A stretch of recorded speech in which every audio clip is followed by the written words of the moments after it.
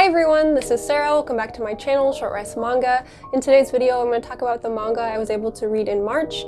March was a pretty busy month for me, but I was able to read some manga, and I'm going to talk about what I read, and I'm also going to talk about a little bit of my plan of attack for April and what I hope to read.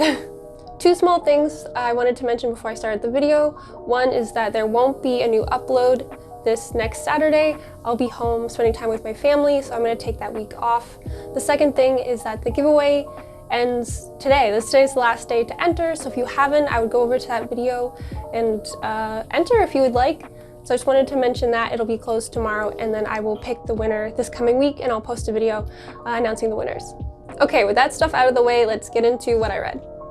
Okay, so the first thing I'm going to talk about is actually one of the last things I read in March, and that is volumes 2 through 6 of Jujutsu Kaisen. Wow, this is really, really good. If you guys saw my March manga haul, you know I just picked these up not too long ago, and I just could barely contain my excitement, and I read through them pretty quickly. Maybe a little bit on work hours, do not tell my boss. Because God, it's just, the action is pretty much non-stop. There's really interesting characters. Let me see if you guys haven't heard about it. I'm sure you have at this point, but I don't want to show any spoilers, but it's really, really cool. The art is really nice. I think it's really well done. And I think every single character I enjoy in some way. I think every character brings an interesting dynamic to the story, even if they're in 1 or 2 panels. I think it's really interesting, and here, let me show you. Just in case you didn't see the haul, I don't want to spend too much time showing them again, but I can see why the hype was so real, and I'm excited to watch the anime. I'm interested to see how the fights come to life, and because this is definitely an action-heavy series, and I think my favorite character at the moment is Megumi, and I'm also just I'm a sucker for that type of character design. I also one of my favorite characters from Demon Slayer is Gyu, so you'll probably see some kind of resemblance there. But yeah, and then this is 6. So yeah, overall, I mean, I really, really am enjoying this series. I am excited to watch the anime, like I said, to see the battles come to life, because that's a big part of this manga is, as a shonen series, it's the action. And what I really like about this series is that, unlike some other shonen series, I hate to keep comparing, I don't want to compare it to Demon Slayer, just 2 really popular series right now.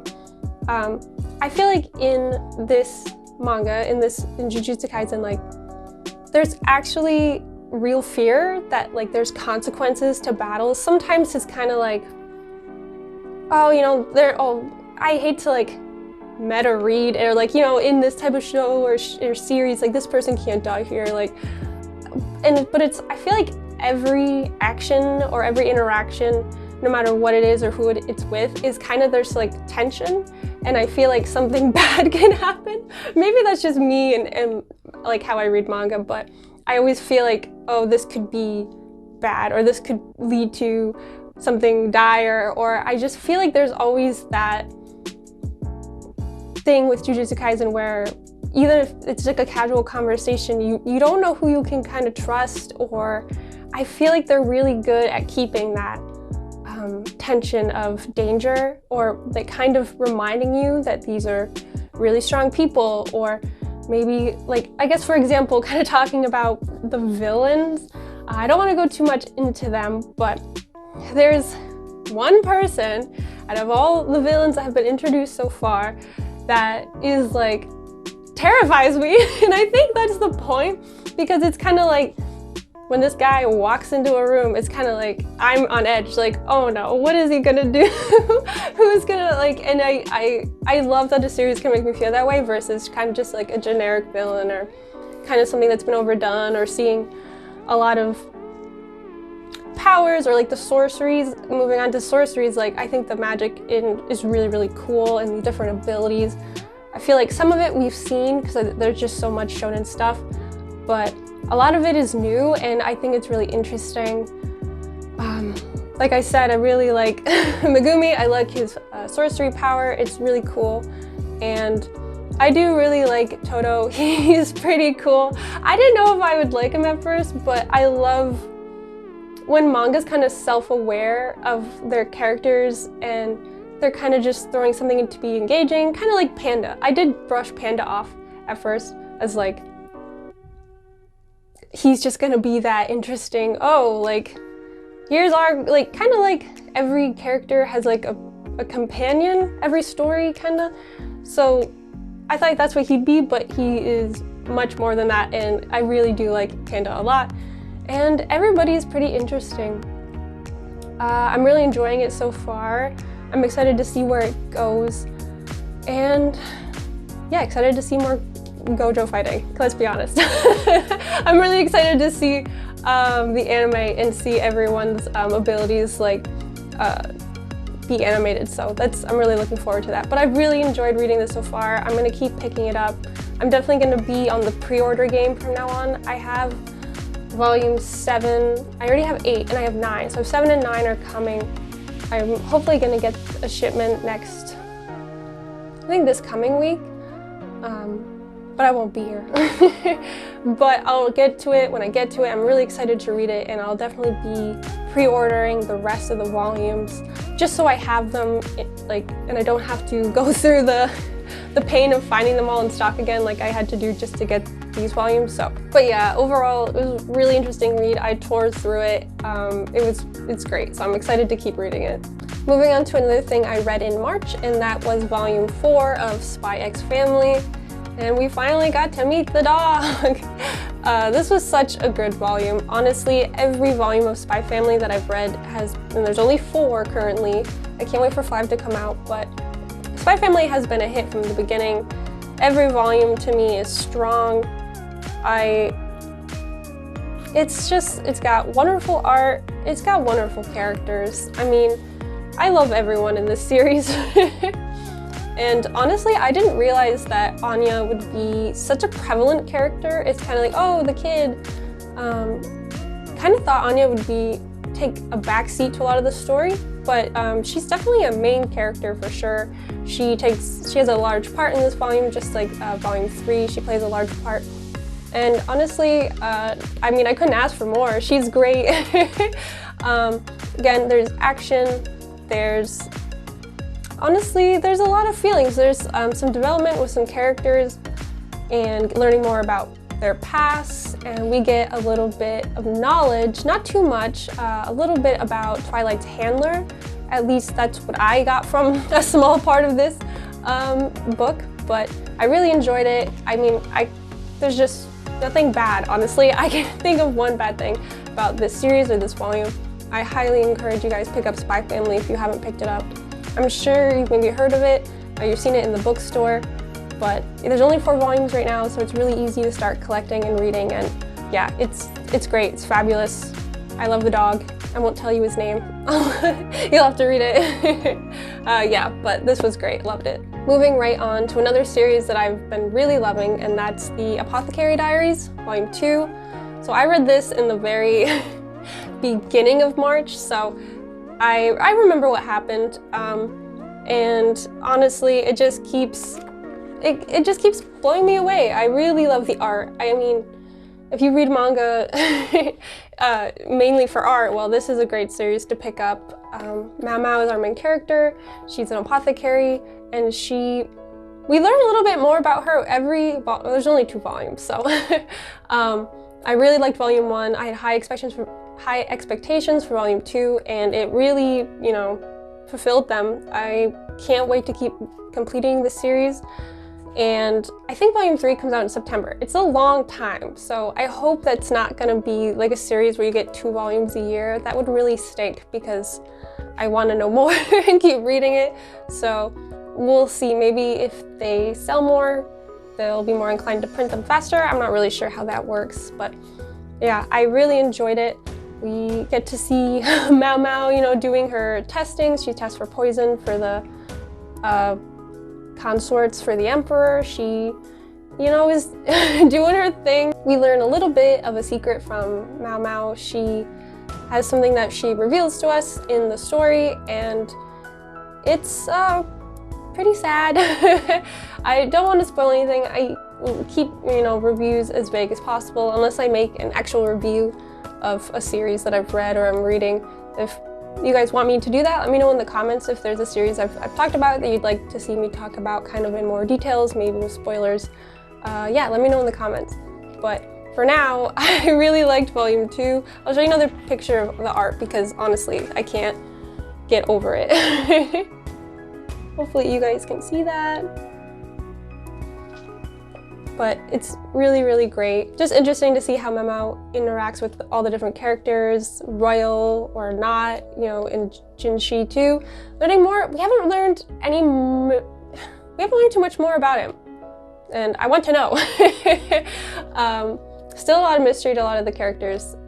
We got to meet some more of the consorts in the court, in the palace, the inner palace. And yeah, I highly recommend picking this up as well. I'm really enjoying it, and you have time to just read the first 2 volumes. September is still a ways away, so it's a very slow being printed series, so you have plenty of time to read it and get into it if you decide to. So another thing I read in March was Farming Life in Another World. So I picked this up on a whim. It is an isekai. I don't think I've read too many of these. I think I've just read this and Ascendance of a Bookworm. I think those are the only 2 of my collection that are isekais. But I want to get more into them, but I don't know if it's gonna be through this series. I've only read Volume 1, and honestly, it was pretty interesting. The artwork isn't amazing, but that's okay, because it's about this man who works really hard, like in his office job, and he kind of works himself sick. He doesn't have a very healthy body, and he ends up passing away, and God brings him back in another world and God asks like, what would you like to do, or what would you like to be around? And so he doesn't want to be around too many people because he was in the hospital. He's not used to being around a lot of people, and he would like to farm. He just kind of wants to live with a calm, peaceful life with few people and be healthy. That's the main thing he asked for, is just a healthy body. And so God's like, okay, go, and drops him off in another world with an almighty farming tool. Let's see if I can show you a picture of that. Kinda. It's basically a farming tool. I'll put my finger next to it. That can transform into any other tool used for farming. So it can transform into a shovel, a pickaxe, a hoe, a rake, like anything that you can kind of use, you could use as a tool, pretty much. And he never gets tired when he uses it. It's like when you play a farming game, so if you're like watering your crops in like Harvest Moon, your energy bar goes down, but when he's using the farming tool, it won't go down. So, for example, he can like dig a trench for like 8 hours, but as long as he is using the tool, he won't get tired. So honestly, the first 3/4 of the book of the first volume is kind of him realizing he's on his own in this other world. He's got to build his farm, he's got to get shelter, food, and it's pretty interesting, honestly. It's kind of watching someone play a farming game or a survival game where you gotta, you know, build a house and survive. So it was pretty interesting. You meet a lot of characters near the end, and honestly, that's where it was kind of losing me, was the side characters that were introduced. Yeah, I don't know if I can show any pictures. I'll try to find, yeah, there's some. So there's some of the girls that he first meets some of the animals and wildlife. There's also monsters, because it's kind of in this new fantasy world that he's never seen before. So he befriends some monsters, animals. It really is just him setting up this cute community of his farm, testing out how his farming tool works. It's pretty good. until you meet a lot of the side characters, which I'm pretty sure are kind of just put there for fan service. Like on the front, like the main character, he's way back there. But it was interesting. I might give volume 2 a try. I think it's also a very slow series. Like, I think volume 2 is coming out soon, but I think it's also kind of like Apothecary Diaries, where it's going to be 2 or 3 volumes a year, maybe. That could change, obviously, but yeah, I think I might give volume 2 a try, and then just to see if it kind of stays in, like, focuses on the farm, but I don't think it will. But I want to give it a try. I mainly picked it up because I don't read a lot of isekais, and also I just love farming. I mentioned Harvest Moon. I just really love farming games and simulations like that. So I wanted to see, I hadn't really seen too much about farming in manga stories. So if you guys know any manga that kind of centers around farming, this is a part of the reason why I started Silver Spoon, which I'm really liking. So if you have any more recommendations like that, I would love to hear them. Let me know, because I don't know if I'm gonna get it through this one. But overall, I liked it. I don't know if I would recommend this personally, but you can always, everyone's taste different. So if this sounded interesting, give it a try. Now moving on to a series that I would always recommend to literally anyone, and that is A Man and His Cat, Volume 2. Come on. This was such a good volume. Every volume has been a good volume. And honestly, like, how could you not love these guys? Fukumaru and Mr. Kanda are, I'm trying to find, yeah, oh my gosh. This is a story about a man who's been through some hardship and a cat that's been lonely and gone through some hardship. They find each other and they're helping each other kind of heal and, fill an emptiness they both had, or something that they were missing, that they're really just fulfilling for each other. And volume 2 was so good. We learned a little bit more about Fukumaru and his past, but also definitely more about the man. We learned more about Mr. Kanda's past and the person he is and what his coworkers think of him, and it was great. It was great. And this volume, it's like a larger volume, but it's pretty skinny. But these volumes always take me longer to get through it than I think. Not because they have like a crazy amount of text, but because they don't, honestly. Like, here's a page that doesn't really have too much text, but I just get so emotional, and it takes me a while to like get through a volume because it's just like pulling at my heartstrings, and I have to like take a moment because, wow, this is just a trip and a half, and I highly recommend this. I have volume 3. I plan on starting soon for April, and yeah, great series. Okay, I have 2 more things that I read this month. One of them being the first volume of Blue Period. Now, this was recommended by a lot of people. I've seen some videos reviewing it on YouTube, and honestly, I didn't know what to expect going into it, and I really, really liked it. So it took me a little while to get through the first volume. Here's some of the art. Because it's not too text heavy.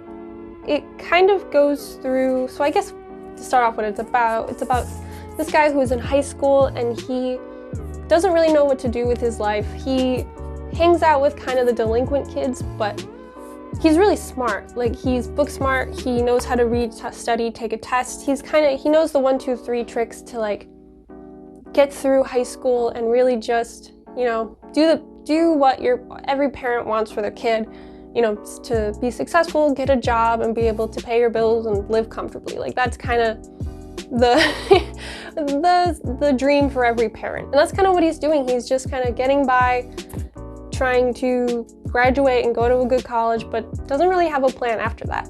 So he one day forgets his cell phone in art class, and he goes back to the art room to get it, and he sees this beautiful oil painting.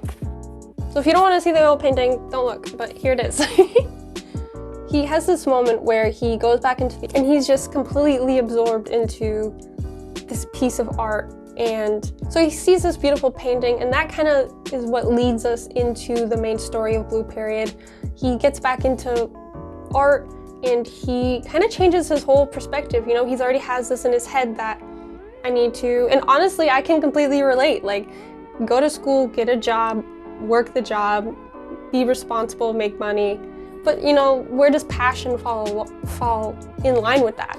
So he discovers a passion for art, and he wants to change his whole trajectory and go to an art college, which everyone has that joke, classic joke, like, well, don't you want to make money? You don't go to art school.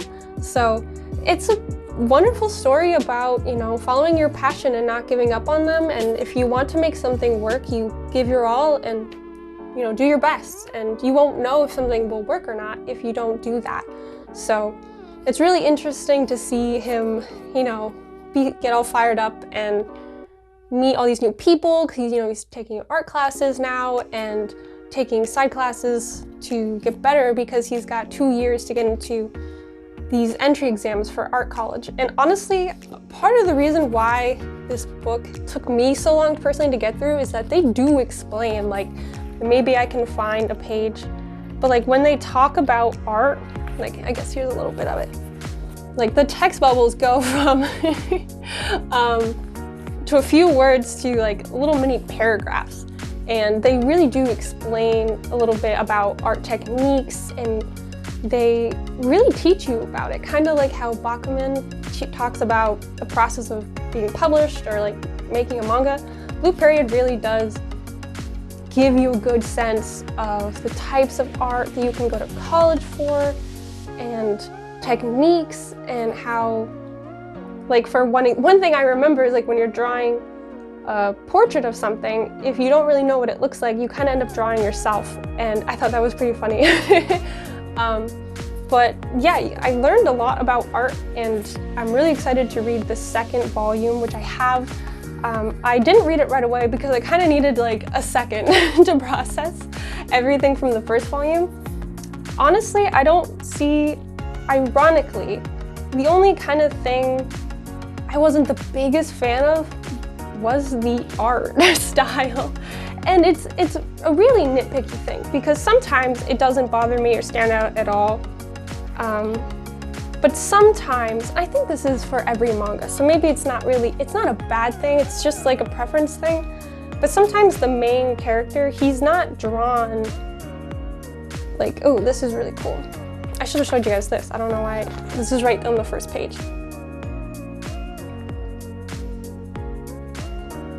But sometimes he's drawn pretty roughly. Like, I don't know if I can find a good example. It's just a small thing that I've noticed is sometimes that when it's a small panel drawn quick, it's kind of rough around the edges, but it's a very small personal thing. I feel like Blue Period will speak to a lot of artists out there, either self-taught or thinking about going to school. I feel like this would, especially because if it was art, like, this would give someone a push. Like, it made me want to, like, I could go to art school. I can't go to art school, it's not where I should be. But it just like, oh, this thing that I really want to pursue, I should do it. You know, it kind of is inspirational like that. So yeah, I really like the first volume, and I'm definitely going to read volume 2. And I think 3, 4, and 5 are coming out kind of close together soonish.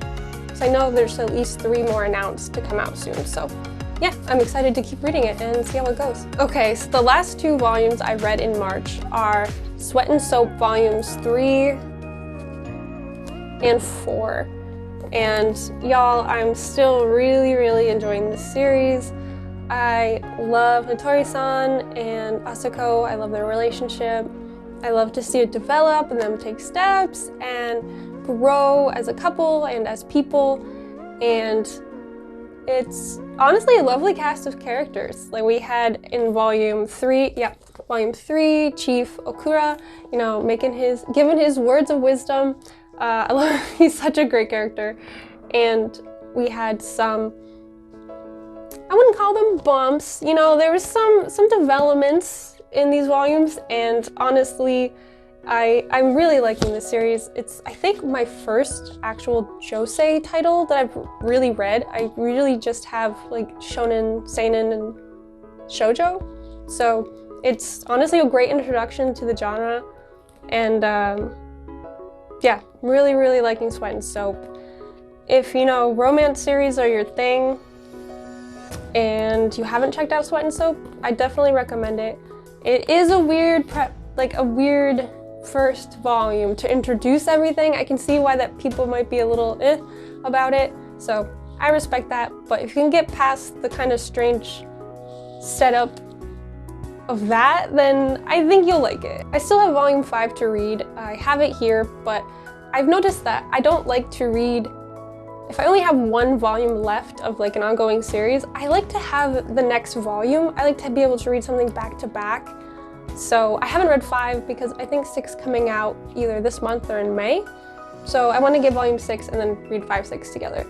I've noticed that, yeah, if there's one volume left of a series, like I'll leave it till I get the next one because it kind of gives me time to like refresh before reading the brand new volume, if that makes sense. I don't know. Yeah, but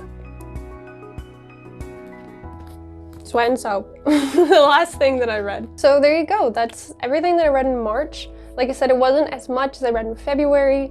I'm definitely planning for April to be a read a lot month. I'm really planning on finishing the series that I have already completed, but I just haven't read.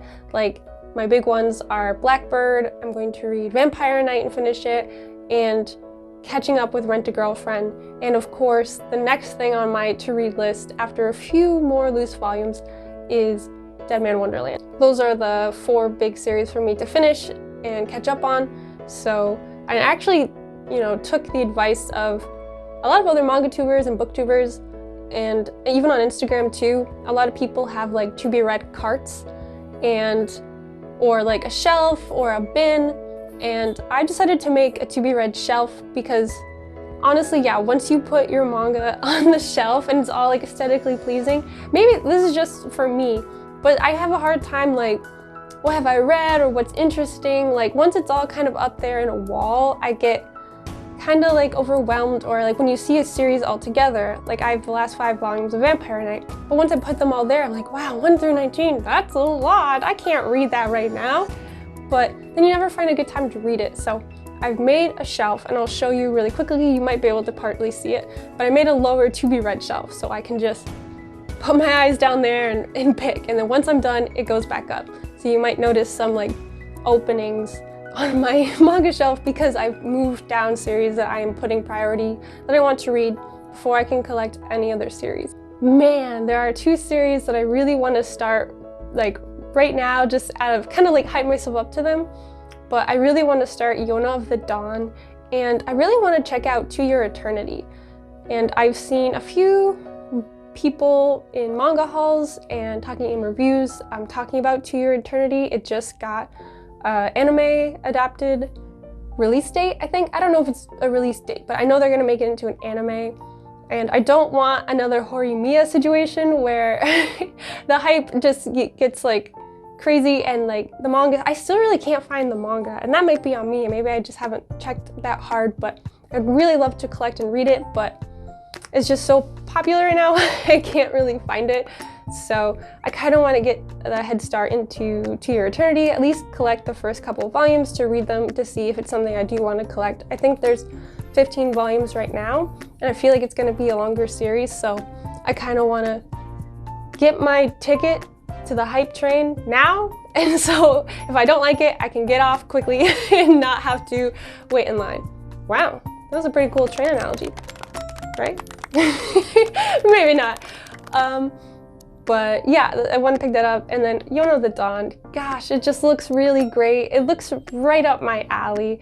And honestly, I partially want to start it just because with a lot of challenges that happened in March, I saw a lot of the character Hawk and I want to know him. I want to know more about him. So I want to start those 2. Not in April, but unless I finish these series. I basically want to finish off my series on my to be read list before I really invest in longer new series. So I'm going to show you guys the shelf right now. So this is just a quick look at my to be read shelf. This is kind of how I have it set up. I kind of just shoved as much as I can in it for now, but like I said, I really want to read and finish Blackbird and Vampire Knight and Dead Man Wonderland, and catch up with Rent a Girlfriend for sure. And yeah, I have a little bit of overflow down here where I have Pandora Hearts and Chibi Vampire. And then I have a little bit, I have the rest of 10 Man Wonderland up there. But yeah, this is kind of what it looks like for now.